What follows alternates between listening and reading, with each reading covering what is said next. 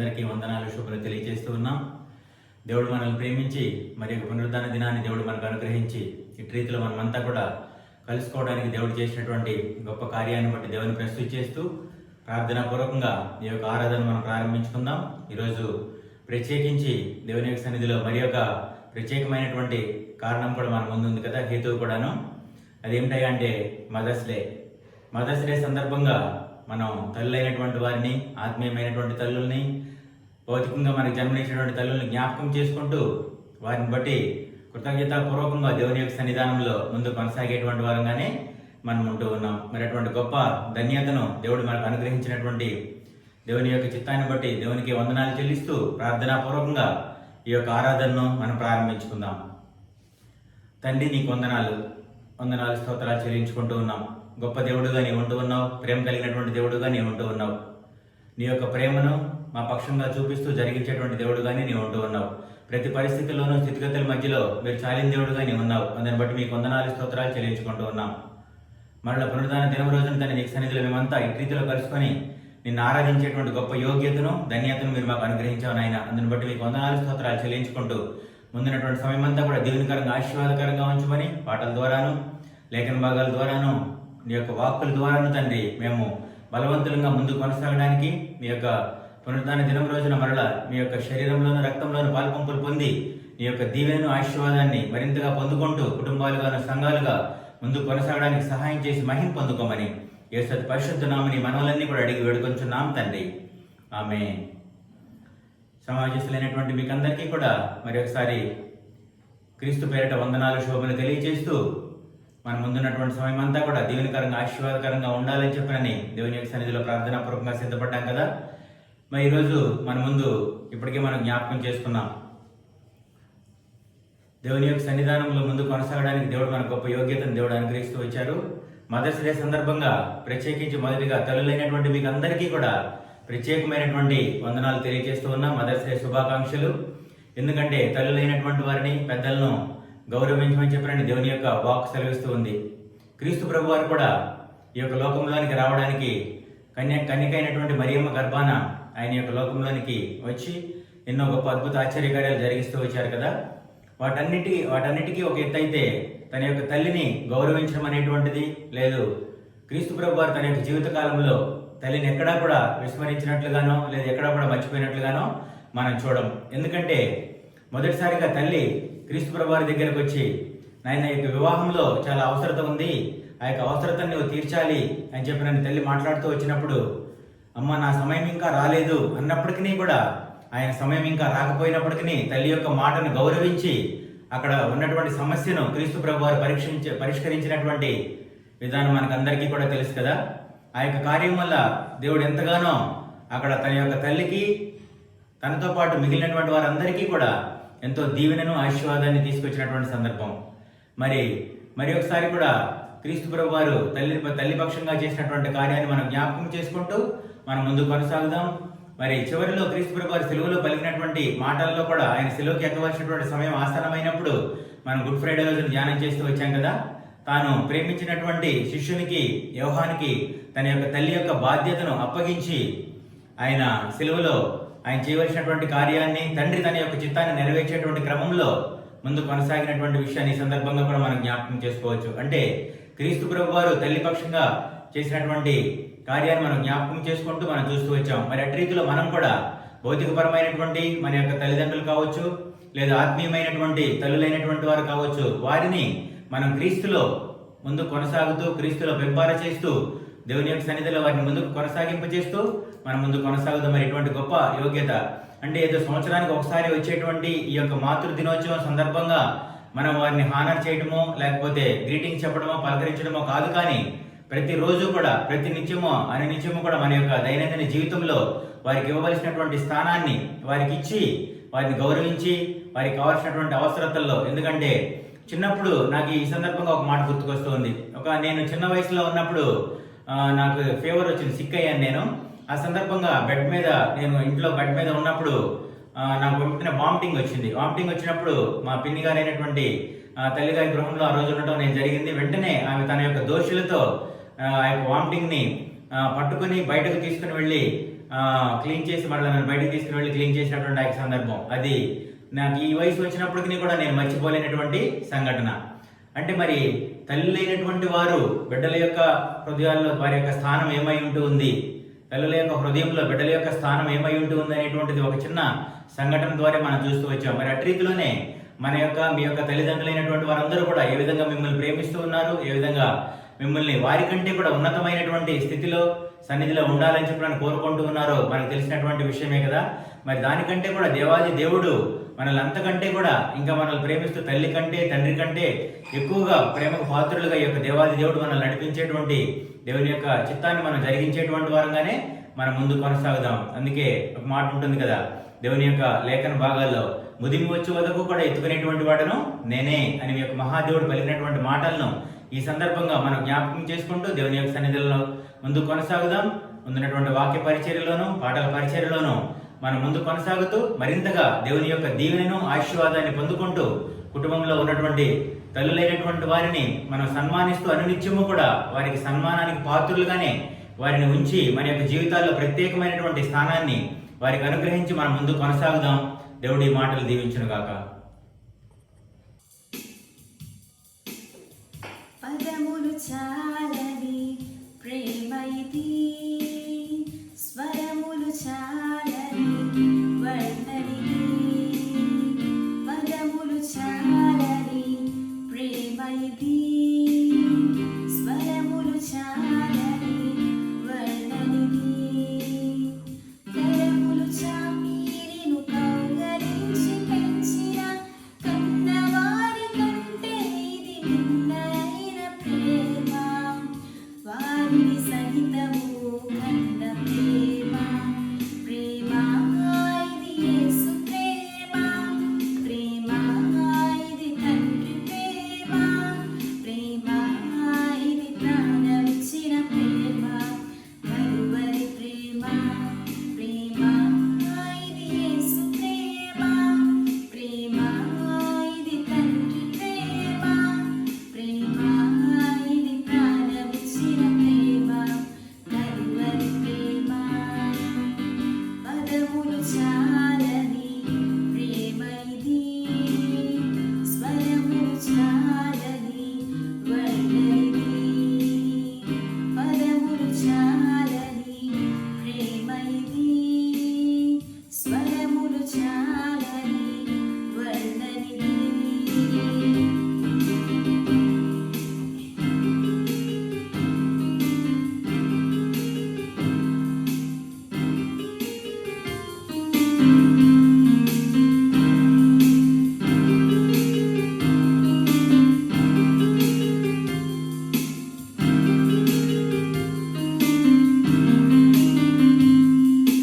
నవమాసములు మోసి ప్రయోజకులను చేసిన కన్న బిడ్డలే నిన్ను వెలివేసిన. నవమాసములు మోసి ప్రయోజకులను చేసిన కన్న బిడ్డలే నిన్ను వెలివేసిన. కరకరములు చాపి ముదిమి వచ్చు వరకు, కరకరములు చాపి ముదిమి వచ్చు వరకు నిన్నెత్తుకొని ఆదరించు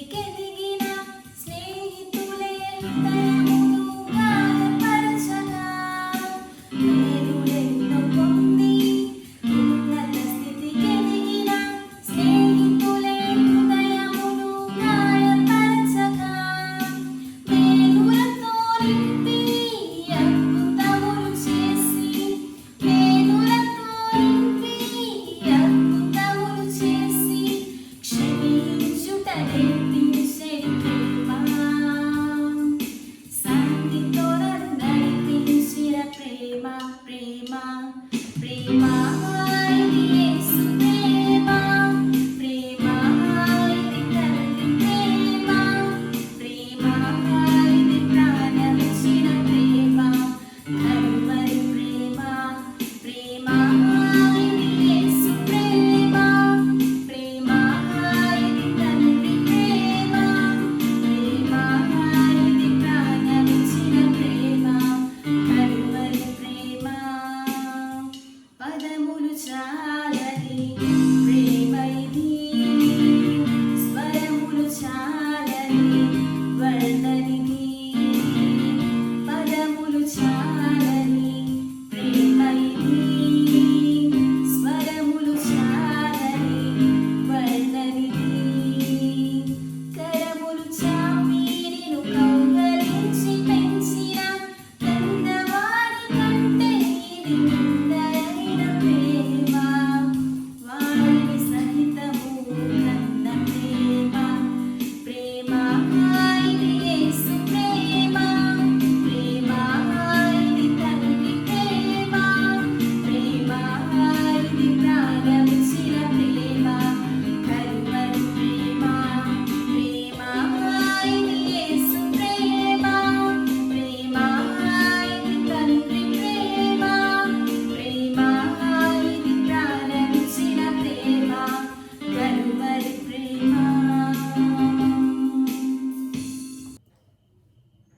ప్రభువైన క్రీస్తు నామములో అందరికీ వందనాలు.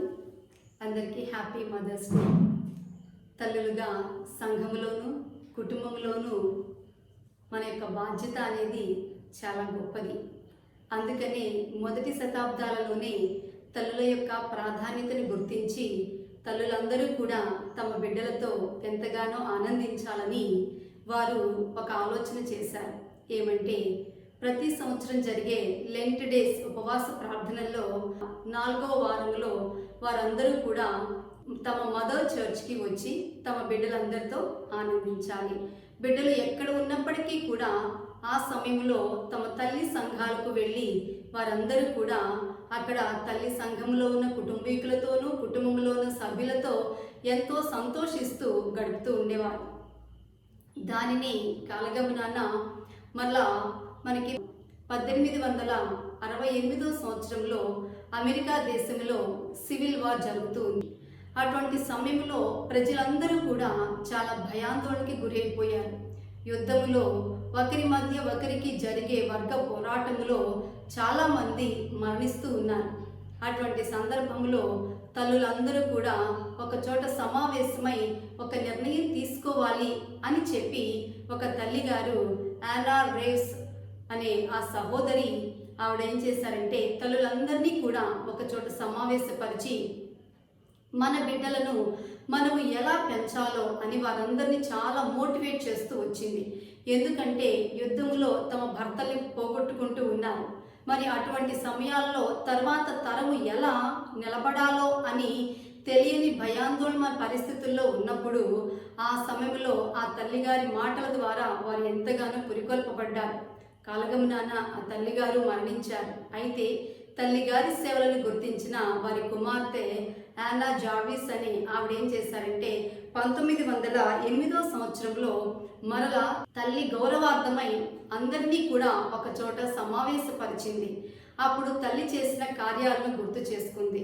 సో ఇది గుర్తించిన ప్రభుత్వము అమెరికా దేశంలో 1914 సంవత్సరంలో మదర్స్ డేని దేశమంతటా కూడా అలాగే ప్రపంచమంతటా కూడా సెలబ్రేట్ చేసుకోవాలి అని ఉద్దేశించి దాన్ని డిక్లేర్ చేయడం జరిగింది. అప్పటి నుంచి ప్రతి దేశంలో కూడా మే 2వ ఆదివారంన ఈ మదర్స్ డేని ఎంతో ఘనంగా సెలబ్రేట్ చేసుకుంటూ ఉన్నారు.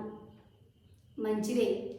కేవలము ఇటువంటి సంవత్సరానికి ఒకసారి వచ్చే ఇటువంటి సెలబ్రేషన్స్ లేదా సన్మానాల వలన తల్లికి ఏమైనా లాభం చేకూరుతుందా? ఆ ఒక్కరోజు తల్లిని గుర్తు చేసుకొని అమ్మ నువ్వు నాకు మంచి తల్లివి అని మనం చెప్పడం ద్వారా తల్లి యొక్క రుణం తీర్చుకోగలమంటారా? అది ఎంతైనా సందేహమే. ఎందుకంటే తల్లి యొక్క రుణాన్ని తీర్చుకోగలగడం అనేది ఈ లోకంలో ఎవరికీ కూడా సాధ్యం కాదు. అందుకని ఒక గొప్ప పండితుడు చెప్తూ వచ్చారు కదా, లిన్ యూటంగ్ అని ఆయన చెప్తూ వచ్చారు, of all the rights of women the greatest is to be mother అంట. ఈ లోకంలో మానవులుగా మనము కలిగి ఉన్న బాధ్యతలు, హక్కులు అన్నిటిలో కంటే కూడా తల్లి స్థానం అనేది చాలా గొప్పది అని వారు చెప్పడము మనం గమనించాలి. నిజమే కదా. మరి అటువంటి తల్లిని మనం ఎలా సన్మానించగలుగుతాం? అసలు సన్మానించగలమంటారా? తల్లిని సన్మానించినంత మాత్రాన సరిపోతుందంటారా? సరే అనుకుందాం, ఈరోజు మదర్స్ డే కదా, అందుకని మమ్మీకి చాలా ఇష్టమైన వంట నేనే చేసి పెడతాను. ఈ సంవత్సరం అంతా మమ్మీ నువ్వు చేస్తున్నావు కదా, అందుకని ఈరోజు జస్ట్ నేను నీకు రెస్ట్ ఇస్తాను అని చెప్పి మనం వంటగదిలోకి వెళ్ళి మనం నిలబడ్డాం అనుకోండి, వెంటనే ఎవరు వస్తారండి? మన తల్లి వస్తుంది. ఎంత వయసు అయినప్పటికీ కూడా, అమ్మా నీకు అది తెలియదులే, నేనే చేసి పెడతాను అని అంటుంది. సరే పోనీలే, షాపింగ్ తీసుకెళ్ళి ఏదైనా ఒక వస్తువు తనకి నచ్చింది ఏదైనా కొనిద్దామా అంటే, అరే నాకెందుకురా ఈ వయసులో, లేకపోతే నాకెందుకమ్మా, మీరు కొనుక్కోండి, మీరు సంతోషంగా ఉండండి అని తల్లులు చెప్పడం మనం నేటికి మన గృహాలలో వింటూనే ఉంటాం. తల్లి యొక్క ఆనందం అనేది ఎక్కడుందో తెలుసా? బిడ్డలుగా మనము సంతోషముతో జీవిస్తూ ఉన్నప్పుడే తల్లి తన హృదయంలో ఎంతగానో సంతోషిస్తూ ఉంటుంది. అందుకనే అబ్రహాం లింకన్ గారు ఒక మాట చెప్పారు, నా తల్లి నా కొరకు చేస్తూ వచ్చిన ప్రార్థనలు నేటికి వెన్నంటే ఉన్నవి అని చెప్పి. సో తల్లి కేవలం మనకు పరిచయం చేయడం మాత్రమే కాదు, ప్రభువులోకి వచ్చిన తర్వాత తల్లులు మన కొరకు చేసే ప్రార్థనలు ఉన్నాయి చూసారా, అవి ఎంతో ఎన్నతగినవి. నిజంగానే మన వెనక ఎంతమంది తల్లులు చేసిన ప్రార్థన ఉండబట్టే మనం ఈరోజు ఇలా సంతోషముగా దేవుని ఆశీర్వాదాలతో జీవిస్తూ ఉన్నాం. దైవదాసులు శ్రీ గుళ్ళపల్లి మోస్ చౌదరి గారు అంటూ ఉంటారు కదా, నా తల్లి కాచిన చెంబుల కన్నీటి ప్రవాహంలో నుండి నేను కొట్టుకొని వచ్చాను. ఒంటరిగా మరునాత విశ్వాస సమాజాన్ని ప్రారంభించి ఆ తర్వాత శాఖోపశాఖలుగా దాన్ని వర్ధిలింపచేసి నేడు అనేక వందల వేల కొలది ప్రజలు, లక్షల కొలది ప్రజలు దీవించబడినట్లుగా నిజంగా ఆనాడు తల్లి కన్నీటి ప్రవాహంలో ఉన్నదండి. తల్లులుగా చూస్తూ ఉన్నారు కదా, మీరు ఈరోజు కారుస్తూ ఉన్న కన్నీరు ఎవరు చూడటం లేదని అనుకుంటూ ఉన్నారేమో, కానీ ఆ దేవాది దేవుడు ప్రతి క్షణము కూడా మీతోనే ఉంటూ మీరు కార్చే ప్రతి కన్నీటి బొట్టుని కూడా చూస్తూ ఉన్నాడు. అది ఒకానొక దినాన మీ బిడ్డల జీవితాలలో నెరవేర్పులోనికి తీసుకువస్తాడు అని విశ్వాసాన్ని కలిగి ఉందాం. ఎందుకంటే ఇప్పటికీ ఎంతో మంది తల్లులు, తండ్రులు తమ బిడ్డలు ఇప్పటికీ కూడా కుటుంబానికి వ్యతిరేకముగా జీవిస్తూ ఉండడం చూసి, దురభ్యాసాల బానిసత్వంలో ఉండడం చూసి ఎంత ఆవేదన చెందుతూ ఉన్నారు. కానీ అమ్మ, మీ ఆవేదనంతా కూడా ఒకరోజు నాట్యముగా మార్చబోతూ ఉన్నాడు మన దేవుడు, మన రక్షకుడైన యేసుక్రీస్తు. అందుకని ఆ దేవుని యందున్న విశ్వాసముతో తల్లులుగా మనము మన హృదయాల్లో కలిగి ఉన్న విశ్వాసాన్ని ఎక్కడ విడిచిపెట్టకుండా మనము ముందుకు కొనసాగిపోదాం. సరే, మరి లేఖనాల్లోనికి వచ్చి చూసినట్లయితే లేఖనాల్లో కూడానండి అసలు మన బైబిల్ గ్రంథం అంతా కూడా చూస్తే ఒక సహోదరి కనపడుతుంది, తల్లిని సన్మానించిన తనయ. గమనించండి, అసలు తల్లిని సన్మానించడం అనేది ఎలా? శాల్వాలు కప్ప, పూలగుత్తులు ఇచ్చా, లేకపోతే కొన్ని కానుకలు వారి ఒళ్ళో పెట్టంటారా? కాదు. చూద్దాం. మరి లేఖనాల్లో చూస్తే తల్లిని ఎలా సత్కరించినదో ఆ తన యొక్క జీవితాన్ని మనం పరిశీలనగా చూస్తే మనకి అర్థమవుతుంది. నిర్గమాకాండము 2వ అధ్యాయంలోనికి వెళ్ళి చూస్తే ఇక్కడ 2 భాగాలుగా ఈ పగటి వేళ ఈ సందర్భాన్ని ఉద్దేశించి నేను 2 ఆలోచనలు మీకు తెలియచేయాలని ఉద్దేశిస్తూ ఉన్నాను. అందులో మొట్టమొదటిగా అమ్మ అక్కలను గుర్తించిన అక్క. ఎందుకంటే అక్కడ మనం చూస్తే తల్లిని ఎలా సన్మానించాలో తెలుసుకున్నాం. అట్లాగే ఈవెన్ తల్లి తన జీవితంలో ఏ విధంగా సన్మానాన్ని పొందుకుందో అనేది కూడా ఒక డిఫరెంట్ యాంగిల్లో మనకి ఇక్కడ కనపడుతుంది. సో మనకి నిర్గమాకాండము 2వ అధ్యాయము 1 నుంచి 3 వచనాలు చదివినట్లయితే అక్కడ ఒక స్టోరీ మనకి కనపడుతుంది. చూద్దాం. నిర్గమాకాండము 2వ అధ్యాయము 1 నుంచి 3 వచనాలు. లేవి వంశస్థుడొకడు వెళ్ళి లేవి కుమార్తెను వివాహము చేసుకొనెను. ఆ స్త్రీ గర్భవతి అయి కుమారుని కని వాడు సుందరుడై ఉండుట చూచి 3 నెలలు వానిని దాచెను. తరువాత ఆమె వాని దాచలేక వాని కొరకు ఒక జమ్ము పెట్టె తీసుకొని దానికి జిగటమనును కీలును పూసి అందులో ఆ పిల్లవానిని పెట్టి ఏటి ఒడ్డున జమ్ములో దానిని ఉంచెను. ఇక్కడ మనకు తెలుసు ఐగుప్తు దేశంలో ఇశ్రాయేలీలను ఎరుగని మరొక రాజు పరిపాలన చేయటం ప్రారంభించాడు. దినదినము ఐగుప్తీల కంటే కూడా ఇశ్రాయేలీలు ఎంతగానో విస్తరిస్తూ ఉన్నారు. అది చూసి ఓర్వలేకపోయాడు ఆ దేశపు రాజు. అందుకని ఇశ్రాయేలీలలో ఇక మగ సంతానము అనేది ఉండడానికి వీల్లేదు అని ఒక ఆజ్ఞను జారీ చేసి, ఇక పుట్టిన వెంటనే ఆ బిడ్డ గనక బాయ్ అయితే, మగబిడ్డ అయితే చంపివేయాలి అని ఒక ఆజ్ఞ జారీ చేసి తన యొక్క సైనికులని దేశం మీదకి పంపించాడు. ఆ సందర్భంలో ఒక లేవీని కుటుంబంలో జరిగిన స్టోరీ. ఇక్కడ ఒక మంచి బాలుడు పుట్టాడు ఆ తల్లికి. చివరిగా పుట్టిన తర్వాత ఇక ఆ బిడ్డని చూసి ఎంతగానో మురిసిపోయింది. అక్కడ ఉంటుంది కదా, ఆ బాలుడు సుందరుడు ఇండుట చూచి, ఏమండి అనాకారి అయినా సుందరి అయినా ఎవరైనప్పటికీ కాకి పిల్ల కాకి ముద్దు అంటారు.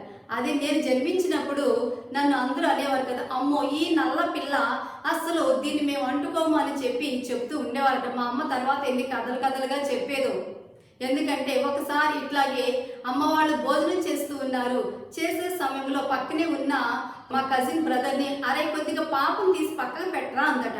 ఒక కోడి పిల్లని ఎలా పట్టుకుంటారో 2 ఫింగర్స్తో అలా పట్టుకుని అలా తీసి అలా పక్కన పెట్టాడంట మా అన్న అంటది. ఎందుకంటే అంతగా పిల్లలు చూస్తే, లేకపోతే పెద్దవాళ్ళు చూసినప్పటికీ కూడా అనాకారి రూపంతో ఉన్నాను అప్పుడు పుట్టినప్పుడు. కానీ మా అమ్మకి నేను ఎంత ప్రియమైన దాన్నో. మా నాయనమ్మ అంది కదా, ఒరే 4వ సారి కూడా ఆడపిల్ల పుట్టింది కదరా, ఎందుకు దీనికి ఒక వడ్లగేం చేసి చంపేరాదా అని అందట. ఏమండి ఆడపిల్లైనా మగపిల్లైనా తల్లికి మాత్రం బిడ్డే కదా. అందంగా ఉన్నా లేకపోతే కురూపిగా ఉన్నా తల్లి ఎన్నడూ కూడా తన బిడ్డని మాత్రం వదులుకోదండి. అలాగే అసలు ఇక్కడ ఈ బిడ్డ చూస్తే ఎంతో సుందరుడట, ఎంతో అందంగా ఉన్నాడు. అందుకని ఏమైనా సరే దాచివేయాలి అని చెప్పి 3 మాసాల పాటు మాత్రం ఆ బిడ్డని ఎవరి కంటికి కనపడకుండా దాయగలిగింది. కానీ బిడ్డ పెరిగే కొలది కూడా ఏడుస్తూ ఉంటారు, వాళ్ళ ఎక్స్ప్రెషన్స్ ఎక్కువ అవుతూ ఉంటాయి. అమ్మో ఇంకా ఈ సంగతి బయటపడితే కుటుంబం అంతా కూడా నాశనం అయిపోతుంది అని ఎలా ప్రభు అని చెప్పేసి ఆలోచన చేసి, సరే అని విశ్వాసంతో ఒక తీర్మానం చేసుకుని ఒక జమ్ము పట్టి తీసుకుని దానికి ఒక కీలును పూసి దానికి అంటే నీటిలోకి వదులుదామని నిర్ణయం చేసుకుని అంతా సిద్ధం చేస్తుంది. అంతా సిద్ధం చేసి అప్పుడు నైలు నదిలో పెడుతుంది. ఆ నైలు నది ఎందుకంటే అది అనేక దేశాల గుండా ప్రవహిస్తూ అనేక దేశాలకు కావలసిన పంటలు పండడానికి సమృద్ధి అయిన చక్కటి నీటిని సంవత్సరం అంతా కూడా ఇస్తూ ఉంటుంది. సో అందుకని ఆ నైలు నదిలో పెడితే ఈ దేశము కానీ మరొక దేశానికి నిదానంగా కొట్టుకొని వెళితే ఏ తల్లి హృదయమైనా కదలకుండా ఉంటుందంటారా? అందుకని చెప్పి ఎవరో ఒక తల్లి నా బిడ్డను తీసుకుంటుంది అనే ఒక గొప్ప ఆలోచనతో ఆ తల్లి ఏం చేసింది అని అంటే అదంతా సిద్ధము చేసి ఆ జమ్ము పెట్టెలో పెడుతుంది. ఈ సమయం అంతట్లో కూడా ఆ బాలుని యొక్క అక్క తల్లిని ఎంతగానో గమనిస్తూ వచ్చింది. తల్లి హృదయ విదారకముగా మౌనముగా రోధిస్తూ ఎంతో బాధపడుతూ ఉంటుంది. అది చూసింది అక్క. అందుకని ఇక్కడ అమ్మ అక్కలను గుర్తించిన అక్క మనకి ఇక్కడ కనపడుతుంది. తర్వాత 4వ వచనంలో చూద్దాం. అక్కడ ఉంటుంది కదా, వానికేమి సంభవించునో తెలుసుకొనుటకు వాని అక్క దూరముగా నిల్చుని ఉండెను. ఎందుకంటే తల్లి యొక్క అవసరతను గుర్తిస్తూ ఉంది, అక్కను తీర్చాలని నిర్ణయం చేసుకుంది. ఇక అందుకని చెప్పేసి ఇక అమ్మ తన పని తాను చేసేసింది. తన పని తాను చేసిన తరువాత అక్కడ ఏం చేసిందంటే వెంటనే మరల అక్క మాత్రం విడిచిపెట్టకుండా ఆ నైలు నదిలో పెట్టబడిన ఆ జమ్ము పెట్టి వెనకకుండా ఒడ్డున నడుస్తూ ప్రయాణాన్ని కొనసాగించింది. అలా ఎంత దూరం ప్రయాణించిందో, ప్రయాణం చేసి ఆ యొక్క ప్రయాణం అనేది ఎక్కడి వరకు వెళ్ళిందంటే రాజాంతపురం వరకు కూడా వెళ్ళింది. అదే సమయానికి ఫరో కుమార్తె అక్కడికి ఏటి ఒడ్డుకి స్నానానికి వస్తుందండి. చూసారా, అక్కడ అమ్మ అక్కలను గుర్తించి నాకెందుకులే అని చెప్పి పట్టని ధోరణిలో కాకుండా నా తల్లి కొరకు నేను ఏదైనా చేయాలి. అదండి కుటుంబాలలో తల్లులు పడుతూ ఉన్న వేదనని, తల్లులు బిడ్డల కొరకు పడుతూ ఉన్న ప్రయాసని బిడ్డలు చూస్తూ దాన్ని ఏం చేయాలంటే గుర్తించాలి. అమ్మా నువ్వు బాధపడొద్దు, నీకెందుకమ్మా నేనున్నాను అని బిడ్డ చెప్పే ఒక్క మాట బాధను తీసివేయలేకపోవచ్చు, కానీ అది ఎంత సంతోషాన్ని ఇస్తుందో కదా. మరి అటువంటి కుమార్తెలు ఉన్నారా? గృహాలలో తల్లుల యొక్క అక్కరలను గుర్తించే కుమార్తెలు ఉన్నట్లయితే వారిని బట్టి దేవునికి ఎంతైనా వందనము. మనము మన జీవితాలలో గుర్తిద్దాం. మన తల్లుల యొక్క అక్కర ఏమై ఉన్నదో దాన్ని తెలుసుకొని మనము ఎంతో దీవెనకరమైన బిడ్డలుగా మన గృహాలలో ఉందాం. అంతేకాదు తర్వాతగా చూసినట్లయితే అమ్మను అమ్మగా గౌరవించిన అక్క, లేదు అమ్మను అమ్మగా సత్కరించిన అక్క. ఏమండి, అసలు అమ్మను మరలా అమ్మగా ఎలా సత్కరిస్తామంటే అమ్మ అమ్మే కదా. కానీ బైబిల్ గ్రంథం అంతట్లో కూడా మనకి కనపడే ఈ యొక్క స్టోరీ ఉంది చూసారా, అది చాలా డిఫరెంట్ కోణంలో వెళ్తుంది. అక్కడ అక్క గమనించింది, వెంబడించింది. ఇక ఫరో కుమార్తె దగ్గరకు చేరుకుంది ఆ జమ్ము పెట్టి. ఇంకా ఫరో కుమార్తె స్నానం చేస్తూ ఆ జమ్ము పెట్టిని తీసుకురమ్మంది, తీసుకొచ్చారు. వాళ్ళంతా కూడా చూశారు. ఓపెన్ చేసి చూసిన వెంటనే అక్కడ కనపడుతుంది కదా, అది అక్కడ చాలా సుందరమైన బాలుడు. వెంటనే అనుకుంది ఇది బహుశా ఇశ్రాయేలుడై ఉంటాడు అని వెంటనే తండ్రికి ఇన్ఫార్మ్ చేయలేదు. చూసారా, దేవుడు విశ్వాసముతో ఆ తల్లి యుకేబేతు ప్రారంభించిన విశ్వాసపు యాత్ర తన బిడ్డ జీవితంలో ఇక్కడ వచ్చి మరొక తల్లి దగ్గరకు చేరుకుంది. చూసారు, అసలు వాస్తవానికి శత్రువు, కానీ శత్రువు గుండెల్లో సైతము కూడా నెమ్మదిని సమాధానాన్ని కలిగించే దేవుడు మన దేవుడు. అక్కడ తల్లి కార్చే కన్నీరు, తన దేవుని సన్నిధిలో తల్లి చేసే రోదన అనేది ఉంది చూసారా. ఇక్కడ శత్రువు గృహంలో ఉన్న ఆ రాజుగారి కుమార్తెకు ఎంతో తన హృదయంలో ఎంతో ఆలోచన కలిగించింది. ఏది ఏమైనప్పటికీ కూడా నేను ఈ బిడ్డని సాకుతాను అని చెప్పి అంది. అసలు నాకు అక్కడ మరొకటి మనం ఆలోచన చేసుకోవాలి. అక్కడ రాణిగా ఉన్న ఫరో కుమార్తె స్నానం చేస్తూ ఉన్నారు. వెంటనే మోషే అక్క లేదా బాలుని ఒక అక్క వెంటనే రాణి గారి దగ్గరకు వెళ్ళి వెంటనే అంది కదా, అమ్మ నేను ఈ బిడ్డ కొరకు ఎవరినైనా తీసుకుని రమ్మంటారా? చూసారా, అంటే she was waiting for a chance to protect her mother's sun.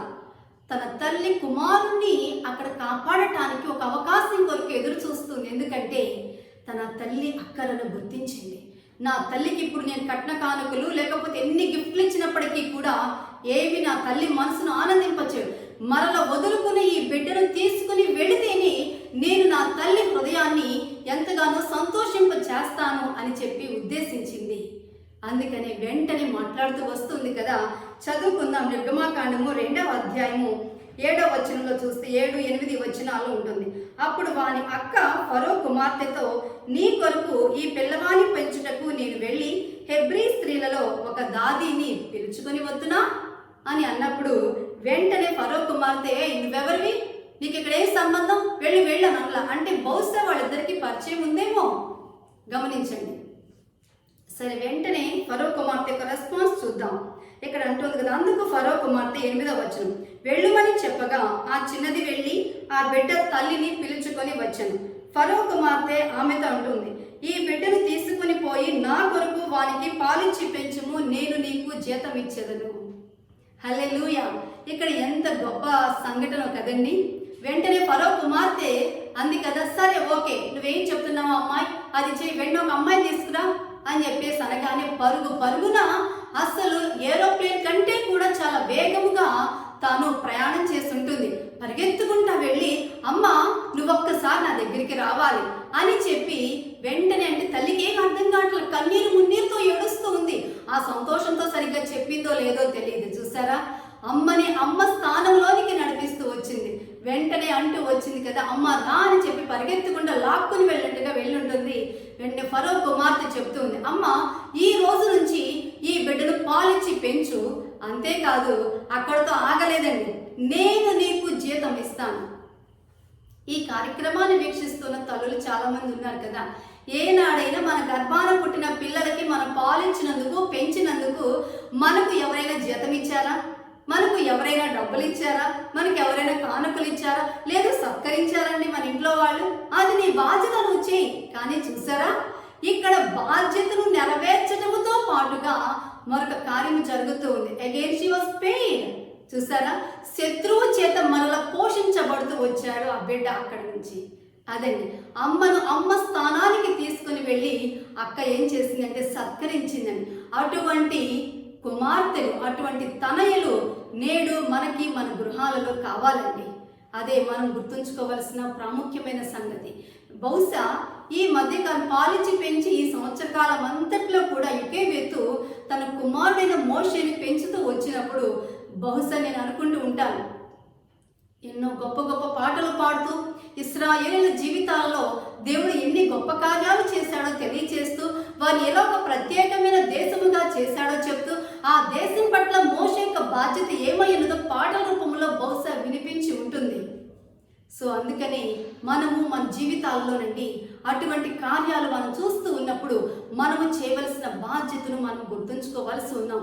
ఈ మాతృ దినోత్సవ సందర్భముగా మనము ఎన్ని చేసినప్పటికీ రండి మన తల్లుల్ని మనం సంతోష పెట్టలేము, కానీ వారి హృదయంలో ఉన్న అవసరత ఏదైతే ఉంటుందో తెలుసుకొని మనము ఎప్పుడైతే ఆ యొక్క అవసరతను తీరుస్తామో అక్కడ మనము తల్లిని సన్మానించినట్లే.